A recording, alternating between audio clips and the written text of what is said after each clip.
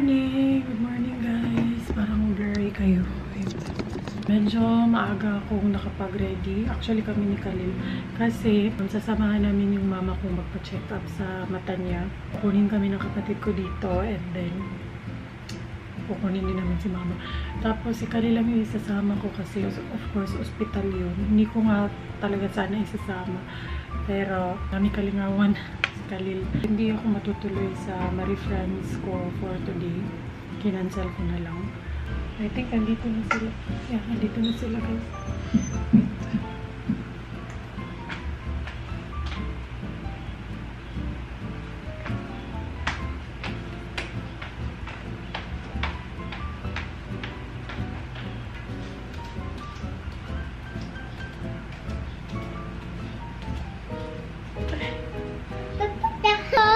Uy, may nag-cry nga baby. Who's that? May nag-cry nga baby. Who's that? Ayaw cry baby. Oy. I don't know baby. Ha? I don't know baby here. Wala man dira ang baby. Look ko, baby Kenzie is crying. I don't know baby cry. Is he crying? Ano, luwi si baby Kenzie. Nag-cry si baby Kenzie. Ayaw kasi. Uy. Ayaw cry baby Kelsey. I cry baby Lucy. It's okay. It's okay. I love you. Huh? Bye.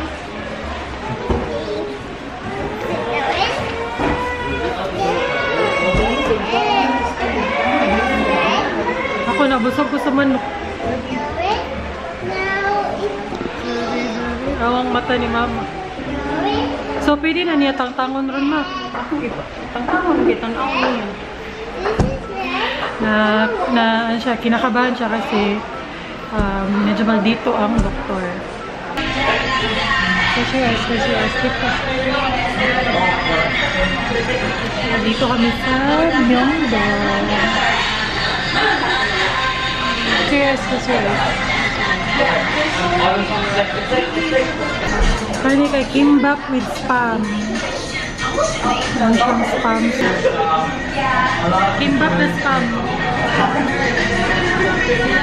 Kunain po ani kay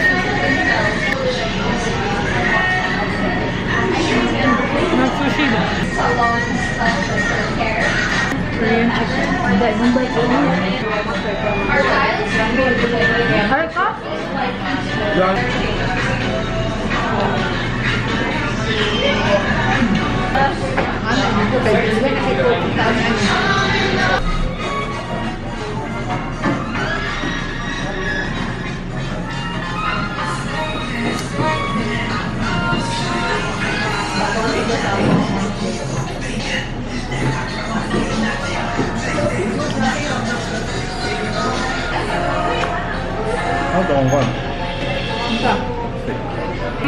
Silang mama.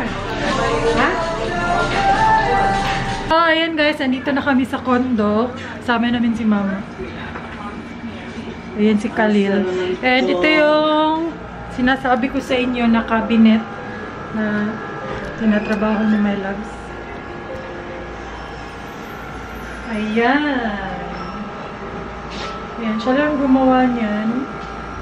Sliding door.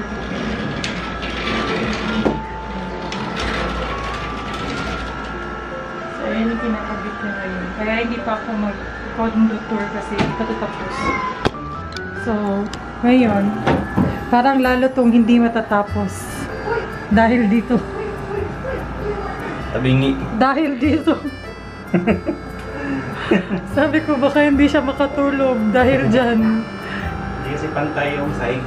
Hindi daw pantay yung floor. Kasi nung ina-assemble niya ito sa bahay, pantay naman. Pero nung nilagay na niya dito sa condo, hindi na siya pantay. So, hindi siya makakatulog guys. Dahil dyan. Ayan.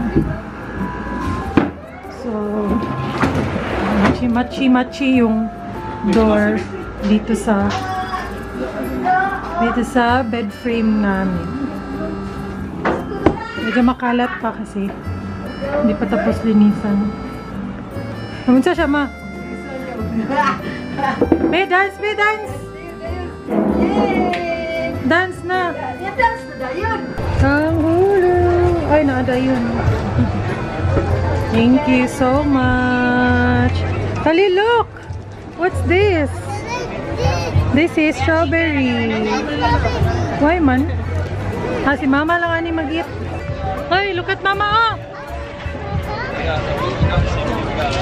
Yes, sir. Hot chicken. Bobby. What fruit is that? Strawberry. Bobby. So yummy. Let's go to Ate Mar. Dito kami sa supermarket. Yes, sir. Hot chicken.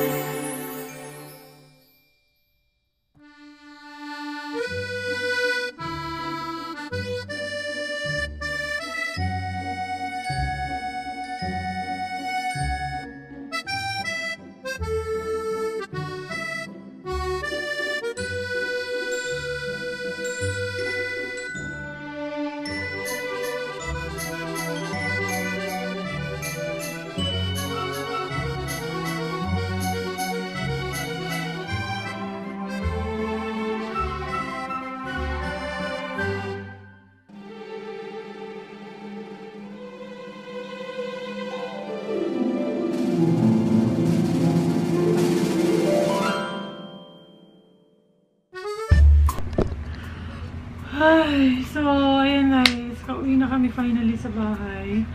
Ang sakit ng ulo ko. Ewan ko kung dahil ba ito sa wala ako ganong tulog or dahil sa kinakabahan ako for tomorrow's event. Ay, kanina pa kami dito actually sa kwarto, pero naghanap ako ng masusuot ko tomorrow kasi kailangan kong magsuot ng white at saka pink. Hindi talaga ako mag-pink na tao, guys. I don't really like, hindi ko naman hate ang pink. Hindi ko lang siya color. Hindi ko siya hilig na color. And yung nag-iisang pink na nakita ko dito is yan lang. And yung polo ko na yung floral na polo ko from H&M, parang okay na siguro yan. And then mag white shorts na lang ako.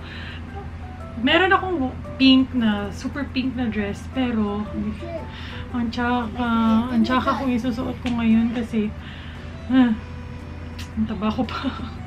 Siya bagay sa katawan ko ngayon na buksidor. Kaya ayan, magpopolo na lang ako para matakpan yung mga fats natin for tomorrow. And para mas confident ako. Nakakatawa kasi nung dalaga pa ako, mas confident ako pag naka-sleeveless. Pero ngayon, mas confident ako na naka-long sleeve. Anong nangyari today, hindi ko nga alam kung makakabuo ako ng isang vlog para sa mga na-video ko for today. Pero ayun nga, yun lang naman yung nangyari.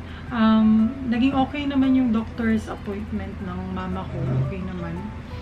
Tapos, after nun, nagpunta kami sa condo. Yun, natapos din ni My Loves yung cabinet. Pero, ayun, hindi ko pa pinakita sa inyo yung final product or yung finished product kasi i-condo tour ko nga kayo to. Magko-condo tour nga ako. Ayan, ano na naman yung condo tour natin na postpone na naman kasi hindi pa natapos ni My Loves kanina at kailangan na namin umuwi kasi kailangan ko nga mag-ready for tomorrow. So, tomorrow din, hindi ko din magagawa kasi may event ako. Sa Sunday, ewan ko, kung meron din kasing guest na mag-check-in tomorrow, kaya hindi ko talaga mabivideo yung condo. Pero, yeah.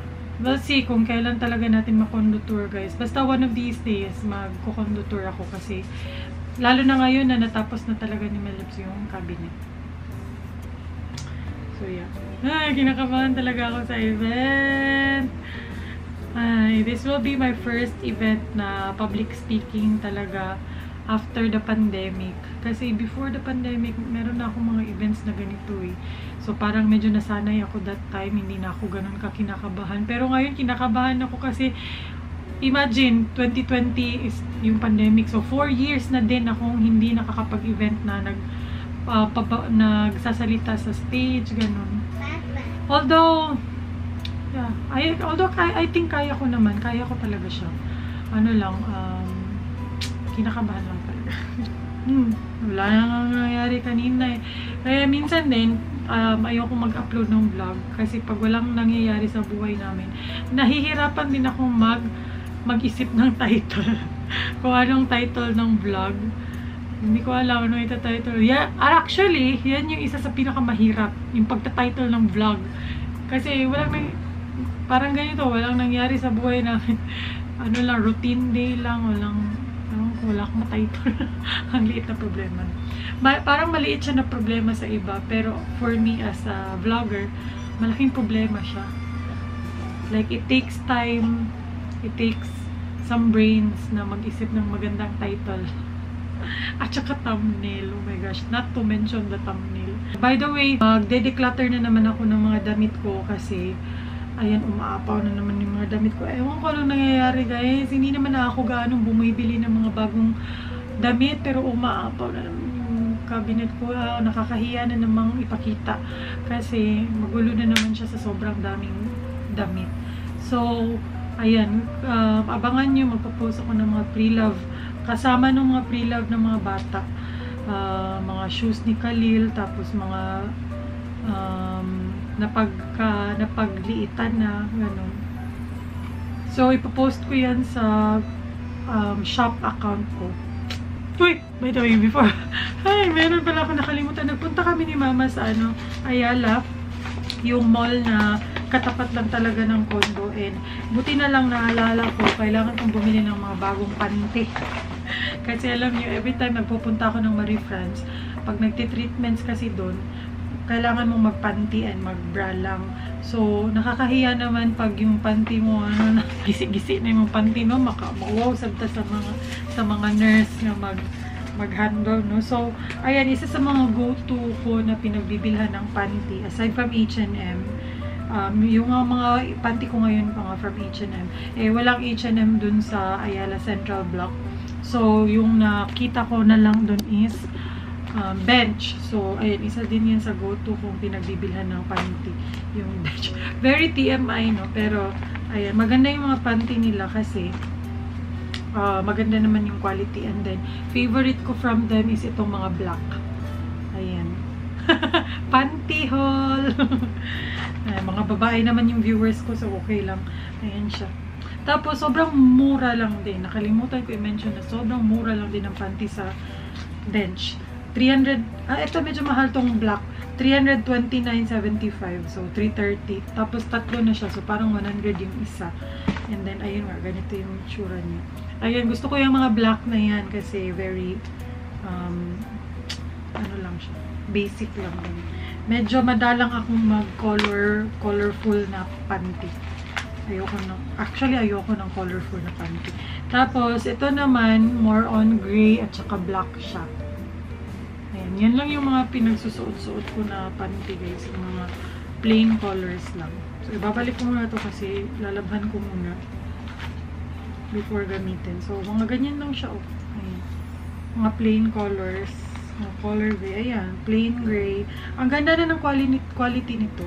Madami din naman sa Shopee, mga ganun. Pero, na-try ko ang bilis ma-worn out. Ang bilis niyang ma-tsaka. Kaya, ayan, bumibili pa rin talaga ako sa mall. Kahit alam kong marami naman online. So, tapos, ito guys, mura lang to. $259 lang to. Tapos, 5 panty na siya. Ito kasi mas mahal. Mas ano siya, 300 kasi mas makapal. Ito mas manipis. Pero very very nice quality na. Sa mga diyan, sa mga viewers namin, sa mga viewers ko diyan na mahilig din sa mga panty. Saan kayo bumibili ng magandang quality na panty? Let me know. Kasi gusto ko i-try yung mga trusted nyo din na mga brands for underwear. Kahit sa bra, mga bench din. Bench din yung gamit ko. Although, naluluma talaga siya. Maximum siguro mga 1 year. Tapos parang natsatsaka na siya sa laba-laba. Ganun. So, bili ka na naman the next year. Anyways, matutulog na kami guys kasi wala talaga akong tulog kagabi pa. May mga ginagawa ako sa late nights. Tapos, ayun nga, kinakabahan ako sa event ko. So, ayan, natutulog na kami para ma-stop na tong si cellphone ng isa. Bibihisan ko pa pala siya. Good night! Bye! Bye guys! Say bye guys! Bye!